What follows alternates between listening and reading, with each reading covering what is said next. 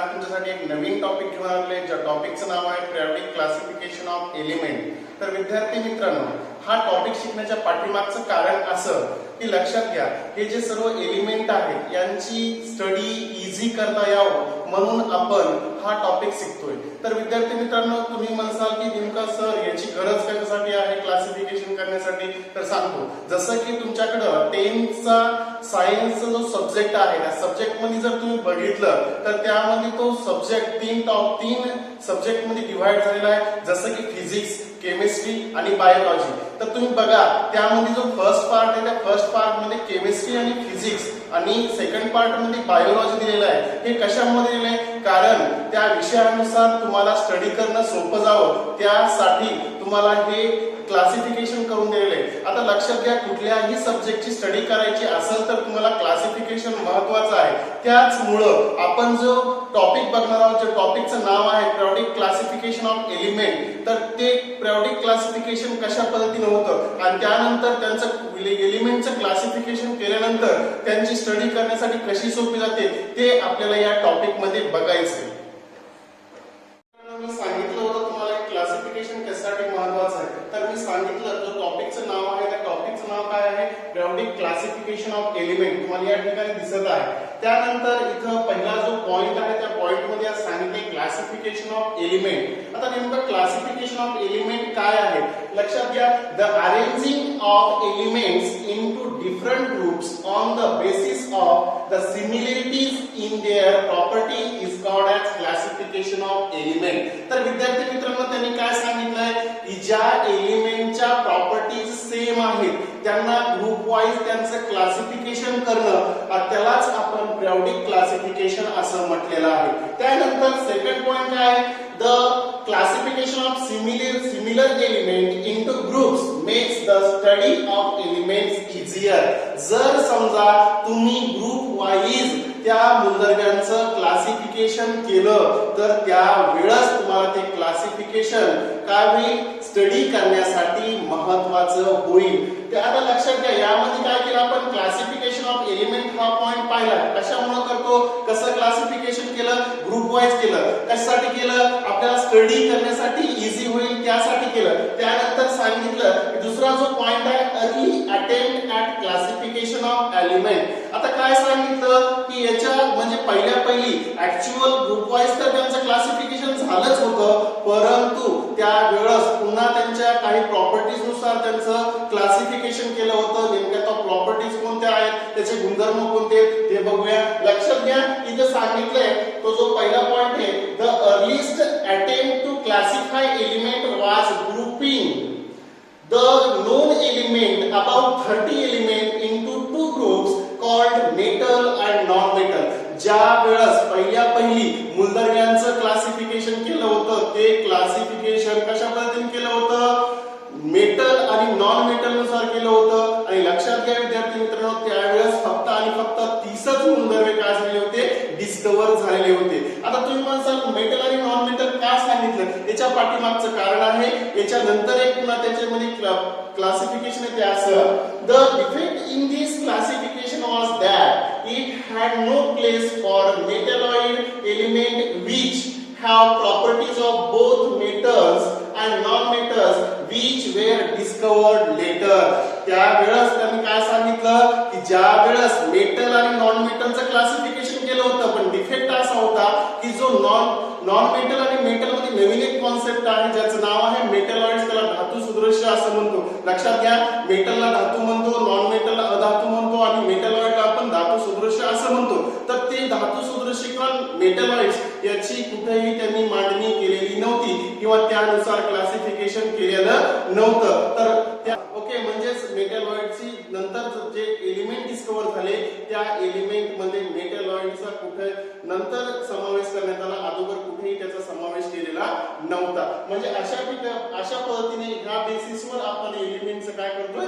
Classification करतोय। त्यानंतर महत्वाची गोष्ट आहे, आता लक्षात घ्या मित्रांनो, आता तुम्ही म्हणताल की बाबा हे जे क्लासिफिकेशन झालंय हे क्लासिफिकेशन करण्यासाठी काही लोकांनी अतोनात प्रयत्न केले आहेत। त्यामध्ये सर्वात महत्वाची गोष्ट, ज्यांनी जो पहिले शास्त्रज्ञ होते त्यांनी जो प्रयत्न केला त्याचं नाव आहे डोबेरायनर्स। ते डोबेरायनर्स जे आहे आहे त्यांनी एक रूल मांडला होता. त्या रूलला आपण कोणतं ट्रेड्स असं म्हणतो किंवा ट्राईड्स असं म्हणतो किंवा त्याला मराठीमध्ये त्रिक असं म्हणत असतो. लक्षात घ्या त्रिक काय आहे. Dobereiner classified element in the increasing order of their atomic masses into group of 3 element called traits. आता लक्षात घ्या महत्त्वाची कॉन्सेप्ट अशी आहे विद्यार्थी मित्रांनो, या ठिकाणी डोबेरायनरनी अशा पद्धतीने मूलद्रव्यांचं क्लासिफिकेशन केलं की सारखे गुणधर्म असलेले जे मूलद्रव्ये आहेत त्यांच्या इन्क्रीजिंग ॲटॉमिक वेट नुसार त्यांनी मूलद्रव्यांची मांडणी केली आणि मांडणी करून काय केलं त्यानं 3 मूलद्रव्यांचे गट केले. त्या 3 मूलद्रव्यांच्या गटालाच आपण काय म्हणलं त्रिक असं म्हटलं किंवा त्याला ट्रायड्स असं म्हणत असतो. तर विद्यार्थी मित्रांनो ऍक्च्युअल स्टेटमेंट काय आहे लक्षात घ्या. In each triad the atomic mass of the middle element वाज approximately equal to the average atomic mass of the other 2 element. म्हणजेच काय म्हणता येईल पहिल्या आणि तिसऱ्या मूलद्रव्यांच्या अणुवस्तुमानांकाच्या सरासरी इतकाच मधल्या मूलद्रव्यांच्या अणुवस्तुमानांक असतो असं आपण काय सांगत असतो डोबेरायनरचा ट्रेड सांगत असतो. त्यानंतर लक्षात घ्या जर हे आपल्या डोबेरायनर ट्रेड समजून घ्यायचं असेल तर काही आपण या ठिकाणी एक्झाम्पल पण दिलेले आहेत जसं की तुमच्याकडे लिथियम सोडियम आणि पोटॅशियम. मग काय दिलं आपण लक्षात घ्या लिथियम त्याच्यानंतर सोडियम त्याच्यानंतर पोटॅशियम. लक्षात घ्या मित्रांनो कशा पद्धतीने आपण मधल्या मूलद्रव्यांचा एव्हरेज मध्ये ॲटॉमिक वेट येतं लक्षात घ्या. तर लिथियमचा ॲटॉमिक वेट किती आहे 6.9 आहे. किती आहे 6.9. त्याच्यानंतर आपल्याकडे जो सोडियम आहे सोडियमचा ॲटॉमिक वेट आपल्याला काय करायचंय एव्हरेज मध्ये कॅल्क्युलेट करायचंय. तर पोटॅशियमचं किती आहे 39.1 आहे. लक्षात घ्या एव्हरेज काढण्यासाठी काय करावं लागेल पहिल्या आणि तिसऱ्या मूलद्रव्यांची काय करावं लागेल बेरीज आणि जेवढे आहेत त्याला कितनं डिवाइड करावं लागेल 2 ने डिवाइड करावं लागेल. कसं तर लक्षात घ्या जसं की sodium is equal to lithium plus potassium divided by 2. तर याला कसं लिहिणार Na इज इक्वल टू किती ॲटॉमिक वेट किती आहे लिथियमचं 6.9 प्लस त्याच्यानंतर पोटॅशियमचा ॲटॉमिक वेट किती आहे 39.1 डिवाइडेड बाय 2. तर या दोन्हीची बेरीज केली तर किती येते Na is equal to 46 divided by 2. तर आता काय करायचं त्याचं कॅल्क्युलेट करायचं कशा पद्धतीने बे दुने 4 त्यानंतर बे त्रिक 6 म्हणजेच किती आलं ऍक्च्युअल 23. तर sodium Na is equal to 23 gram mole inverse असं पण लिहू शकतो परंतु त्यावेळेस काय लिहायची गरज नव्हती. तर कसं लिहिता येणार मग सोडियमचा atomic weight average atomic weight किती आलंय 23 एवढं आलेलं आहे. तर अशा पद्धतीनं आपण काय करत असतो डोबेरायनरचा ट्रेडचा उपयोग करून आपण मधल्या मूलद्रव्यांच्या अणुवस्तुमानांकाची काय करत असतो सरासरी 2 मूलद्रव्यांच्या अणुवस्तुमानांकाची काय येत असते सरासरी येत असते. तर त्याच्यानंतर आपण लागलीच दुसरं एक्झाम्पल घेणार आहोत. तर विद्यार्थी मित्रांनो आपण सेकंड एक्झाम्पल बघत आहोत ट्रेडचं. लक्षात घ्या कॅल्शियम ट्रान्सियम आणि शेवटचा काय बॅरियम. त्यालाच आपण कसं लिहितो कॅल्शियम Ca स्ट्रॉन्सियम Sr आणि लक्षात घ्या बॅरियम Be. तर लक्षात घ्या साधी कॉन्सेप्ट आहे. तर आपण काय सांगितलं पहिल्या आणि तिसऱ्या मूलद्रव्यांच्या सरासरीमध्ये काय येणार आहे Sr चा ॲटॉमिक वेट नंबर येणार आहे. लक्षात घ्या कशा पद्धतीने तर लक्षात घ्या पहिला 40.1 त्यानंतर तिसरा काय आहे 137 पॉइंट किती आहे 3 आहे. लक्षात घ्या आता Sr चा आपल्याला काय करायचं आहे Sr चं काय करायचं आपल्याला कॅल्क्युलेट. लक्षात घ्या Sr चं काय एव्हरेज ॲटॉमिक वेट कॅल्क्युलेट करायचं. कशा पद्धतीने होतंय Sr is equal to Ca plus Ba divided by 2.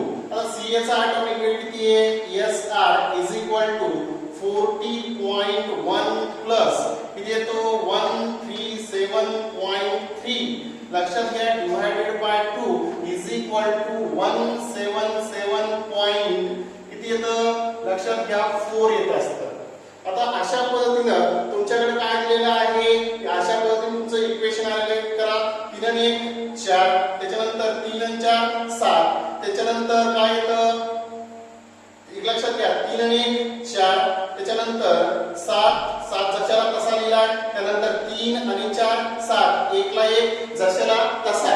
तर काय करता येईल आपल्याला SR is equal to 177.4 divided by 2. तर याला काय करता येतं लक्षात घ्या जर भाग दिला तर काय येतं बे 1 बे बे 8 16 त्यानंतर पुन्हा 1 उरला बे 1 इथं जर लिहिला बे 1 बे बे 8 16. आता अशा पद्धतीने तुमच्याकडे काय येतो तर लक्षात घ्या या ठिकाणी पुन्हा 1 उरला बे 7 पुन्हा काय येतं 14 येतं. तर अशा पद्धतीनं 8.7 येतं म्हणजेच SR is equal to 8.7 असा तुमचा काय आलेला आहे SR चा ॲटॉमिक नंबर. परंतु या ठिकाणी 87.6 यायले तर लक्षात घ्या इथे तुम्हाला शब्द तिथे विचारला गेलेला आहे कसा की बाबा in each triad the atomic mass of the middle element was approximately equal to the average atomic mass of the other 2 elements. म्हणजेच काय करायचं सांगायचंय की जर समजा तुम्ही कॅल्क्युलेशन केल्यानंतर तुमच्या जवळपास किती ऍक्च्युअल जर पाहिलं तर जवळपास अप्रॉक्सिमेटली जर ॲटॉमिक नंबर येत असेल तर तो काय झाला मधल्या मूलद्रव्यांचा ॲटॉमिक मास नंबर. तर कशा पद्धतीनं लिहिता येईल आपल्याला त्याला लक्षात घ्या इज इक्वल टू काय करता येईल तिथं 87.6 असं लिहायला काही हरकत नाही. म्हणजेच SR is equal to 87.6 असं लिहायला हरकत नाही. तर या ठिकाणी 87.6 असं लिहायला पण हरकत नाही. तर विद्यार्थी मित्रांनो आपण पुन्हा पाहू एक्झाम्पल नंबर 3. तर एक्झाम्पल नंबर 3 काय होता क्लोरीन ब्रोमीन आणि आयोडीन. लक्षात घ्या क्लोरीन ब्रोमीन आणि आयोडीन. तर क्लोरीनचा ॲटॉमिक वेट नंबर किती आहे 35.5 आहे. त्यानंतर आयोडीनचा किती आहे 126.9 आहे. अशा पद्धतीने यांचे ॲटॉमिक वेट नंबर आहेत. तर आपल्याला काय करायचं आहे एव्हरेज ॲटॉमिक मास नंबर कशाचा कॅल्क्युलेट करायचा आहे ब्रोमीनचा कशानुसार डोबेलायन्स ट्रेक्स नुसार. लक्षात घ्या कशा पद्धतीने तो BR is equal to Cl plus I divided by 2. तर अशा पद्धतीने आपण काय केले दोन्हीची बेरीज करणार भागिले 2. काय करता येईल आता BR is equal to काय करता येईल आपल्याला या ठिकाणी लक्षात घ्या क्लोरीनचा किती आहे 35.5 प्लस किती आहे पुन्हा तुमच्याकडे 126 म्हणजेच काय 126.9 तर डिवाइडेड बाय 2. तर या दोन्हीची बेरीज केली पुन्हा कोणती 35.5 आणि 1269 ची तर काय येते 4 पॉइंट. त्याच्यानंतर आपल्याकडे काय आहे 6 आणि 5 काय होतात 11 आणि 1 म्हणजे किती 2 पुन्हा खालच्याला 1. तर कसं लिहिता येईल आपल्याला 3 आणि 2 5 आणि 1 6 आणि पुन्हा काय आपल्याकडे इथं 1. तर याला काय करायचं पुन्हा भागाकार करायचा BR is equal to किती 162.4 divided by 2. तर लक्षात घ्या कशा पद्धतीने आपण याचा भागाकार करणार बे 1 बे 8 16. आता या ठिकाणी किती आहे 8. त्यानंतर काय करायचं पुन्हा बे 1 बे आता या ठिकाणी बे 1 बे पुन्हा बे बे जर 2 ला भाग केला तर इथे किती 1 पॉइंट जशाला तसा. त्यानंतर बे 4. तर अशा पद्धतीने काय आले लक्षात घ्या BR is equal to 81.2 एवढा काय आले average atomic weight of bromine. पण लक्षात घ्या या ठिकाणी 79.9 आले म्हणजेच काय याच्या कसं आले अप्रॉक्सिमेट जवळपास आलेला आहे. तर याला आपण कसं लिहितो इज इक्वल टू किती लिहिणार 79.9 म्हणजेच एवढं काय आहे BR चं आलेलं एव्हरेज ॲटॉमिक मास नंबर आहे. तर किती लिहिणार इथे आपण 79.9 असं लिहायला पण काही हरकत नाही. तर विद्यार्थी मित्रांनो अशा पद्धतीने आपण फर्स्ट सेकंड आणि थर्ड एक्झाम्पल या ठिकाणी डोबेलायन्स ट्रेंड नुसार बघितलेलं आहे.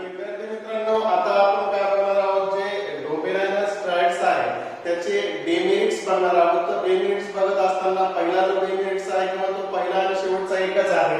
The defect in this classification was that all the known elements could not be correctly arranged into tracks. म्हणजेच काय म्हणता येईल, जेवढे त्यावेळेस मुंदरवे डिस्कवर झाले होते किंवा आपल्याला माहित असलेले मुंदरवे होते तेवढे मुंदरवे त्यांना त्या त्रिकामध्ये बसवता आलेले नाही. हा काय आहे, डोबेरायचा सर्वात मोठा दोष किंवा त्रुटी आहे. ओके, तर अशा पद्धतीनं आपण काय पाहिलं, आजचा जो टॉपिक होता त्या टॉपिक मध्ये काय बघितलं की डोबेरायनसचा रूल बघितला, त्याला आपण त्याचं स्टेटमेंट म्हणू किंवा त्याला त्रिक म्हणू. त्यानंतर आपण काय बघितलं, त्याचे एक्झाम्पल बघितले आणि त्याचे दोष पण बघितलेले आहेत. तर विद्यार्थी मित्रांनो, असेच नवनवीन व्हिडिओ पाहण्यासाठी तुम्ही आमच्या चॅनलला लाईक करा, शेअर करा, सबस्क्राईब करा व तसेच बाजूला दिलेल्या बेल आयकॉनला प्रेस करण्यासाठी विसरू नका. तसेच एक महत्त्वाची सूचना अशी की तुम्हाला काही नवीन संकल्पना जर आम्हाला